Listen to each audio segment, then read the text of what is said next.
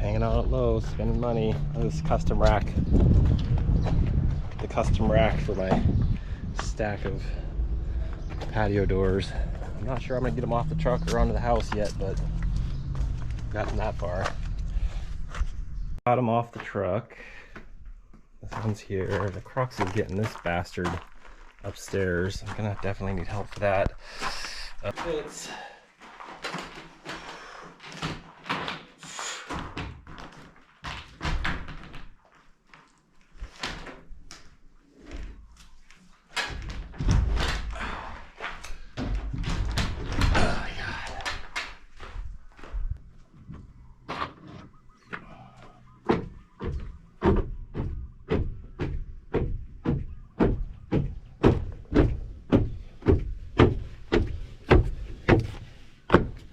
look at that, all the patio doors, all my doors and windows are in. Patio doors were supposed to be the tough one. And they kind of were, but we got them. Bam. Moving on is deck railing. Going down this way. Down the stairs, that'll be the next couple days, and then doing it one step at a time. Wow, sure is weird having like covering, like being covered from the elements is weird. I'm not used to it. Hawaii, I'm just used to being in it, becoming one with the land.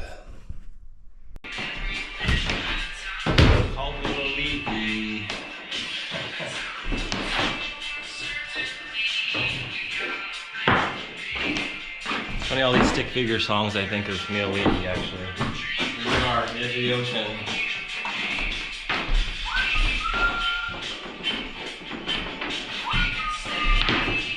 Changing gears for deck railing. Gotta cut my posts. I gotta paint some shit tonight.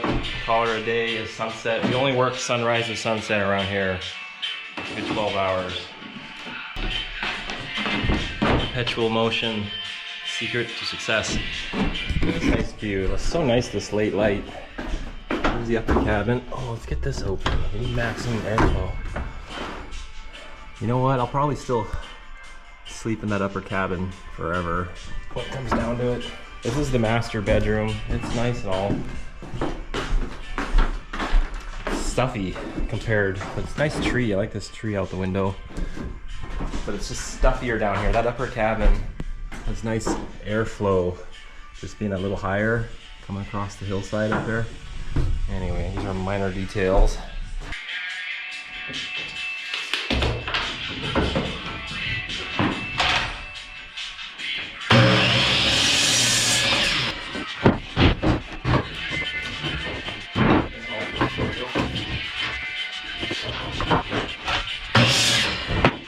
Right, some sort of macaroni beef stew combo. It's actually pretty good. Some more potatoes. Monk mode continues. I've got like 3 days left here though, and I've got my list done basically. It's been pretty leisurely at this point. Our last trip was freaking epic. Wall building, roof building. This has been pretty pleasant. More high-end technical craftsmanship, you could say. Like finishing. I like finished carpentry. I like it all. I like the dirt, you know, framing and the form work and the dirt. But that's the beauty of a house building. It's like you get to go from everything, from the nitty gritty out in the weather, and then it just gets more and more civilized as you continue and becomes more, the chaos gets condensed into order. I had a comment on one of my videos today saying to the effect of, man, I wish my life was as good as yours. And it's kind of interesting, just the game, seeing the game of like, just seeing that. That was an interesting comment. Like, you know, comparison is the thief of joy, obviously. But then nothing, I mean, look at me, I'm just eating freaking potatoes and, what is this, beefaroni? Campbell's beefaroni. It's like simple, I don't know. What do you gotta do? Fucking work hard, I guess. Keep it simple, stay disciplined. I could start repeating all the red pill tropes, well, they all seem to work. That's the truth. It matters. That's the thing. Afraid of the, that's the whole, everyone knows that's what social media is. It's like everyone's highlight reel. So you see everyone's highlight. You're like, oh my God, their life's so good. They're so awesome. Like there's definitely effort. A lot of effort goes into creating the life you want. The life I have. A lot of effort. A lot of toiling in the background. I've only had this channel here for a couple years. I mean, I'm 43, and I'd say around, I got married when I was 23. That's when reality kind of struck. Like, oh shit, I don't have any skills. I don't have any money. And I had to launch headlong into insanely long hours vlogging and then construction by pure necessity. I didn't want to. And there was a definite sense of dread of like, oh my God, this is my life. I remember working with this old logger dude who was 65, 64. He was old, and we're in the fucking bush of northern Alberta in the middle of the winter. I had forsaken the meat of my ski season to go out here to this place to make money. And this guy, he had come from Newfoundland and was working, we're in Alberta basically, or Saskatchewan, wherever the heck it was. And I'm all young and keen, wanting to be a super logger. Like, this is great. Like $600 a day of pure hard labor. That's the day rate once you get into logging. We're doing production stuff. We're doing, it'd be 600. We'd have $1,000 a day would be a real good day, but they tax the shit out of you in the end. Point being, I didn't want this guy's sob story. He had worked out in the bush so much. His wife left him for his best friend back home, and now he was stuck paying alimony to his wife and child support to his kids. He had whatever he said. I don't know what his story. He was 65, but he still had young kids somehow. I don't know what the story was, but he was not stoked. And I was like, man, I don't want to end up like this guy. So I find people like that are very powerful in persuading you to make course changes. The people that you're like, oh my God, don't be like that guy. And I remember actually years ago when I first was getting into construction, I would see these crusty old guys wearing knee pads, crawling around, doing stuff at work. I'm like, man, I don't want to be like that. But then I got some knee pads and they're great. But I'm very aware of when I'm on my knees at work, laboring, setting tile or doing whatever.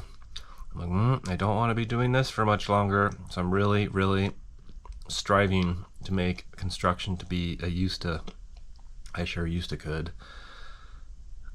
I used to be a busser. I used to be a ski patroller. I used to be a trail builder. I used to be a logger. I used to be what else I used to be? Commercial fisherman. Those are my main jobs. And I want to be a construction guy. I like it though. And it's an easy trap though. That's the thing. It's an easy trap.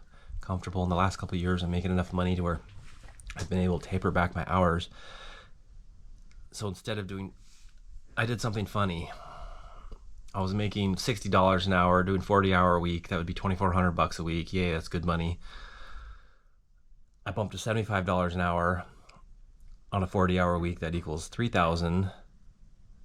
But instead of doing the 40-hour week, I've been tapered.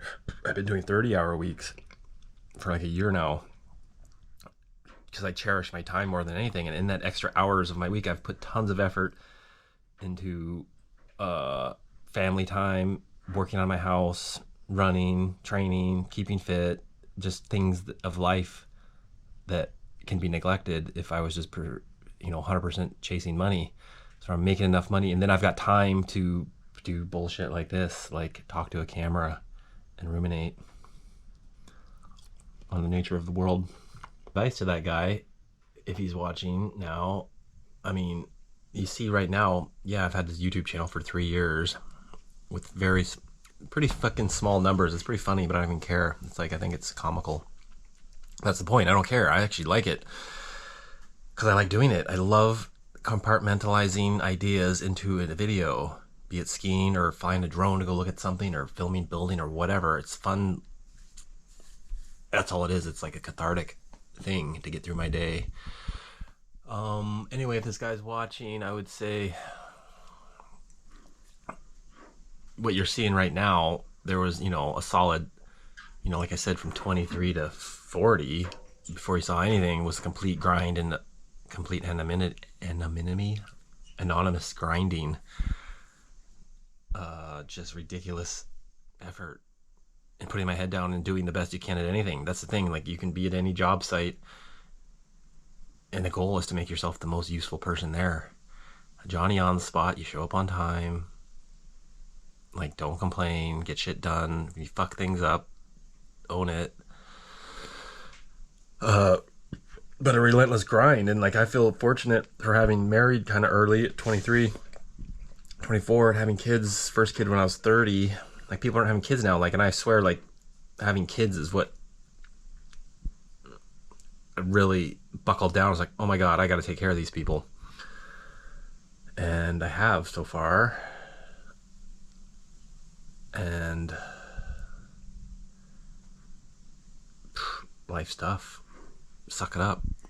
And it's not just that life's tough, suck it up. That's the key. That is the answer right there. Life is tough, but when you go actively pursue harder things within your day, going for a run in the morning, going for a run after work, working out, whatever. And that's the whole thing about working out, is such a perfect way to like catalyze that growth.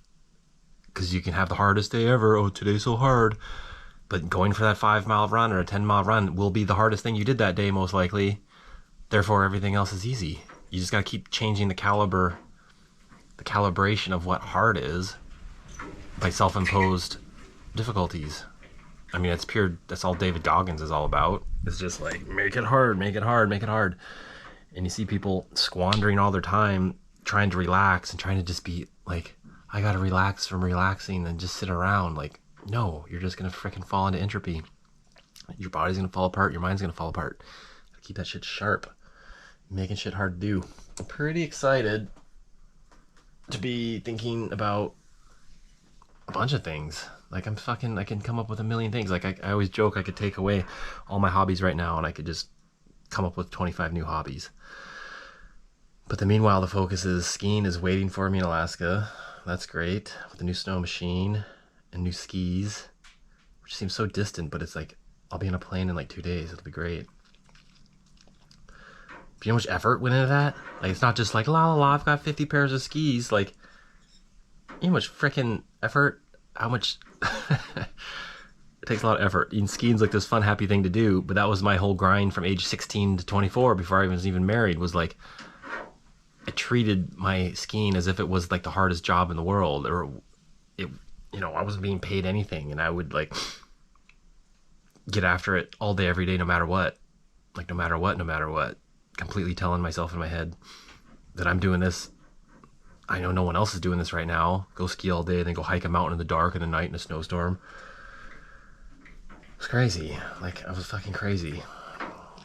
I feel pretty chill now, but I've just shifted the crazy. I've refocused the crazy into being a little more productive, more wise in my endeavors. But on one hand, I'm like, I'm already out in space. Like, to the average person, I'm like, this is crazy. Whatever the heck I'm up to. What's the thing about being bold? Boldness has genius in it. I like to live by those thoughts.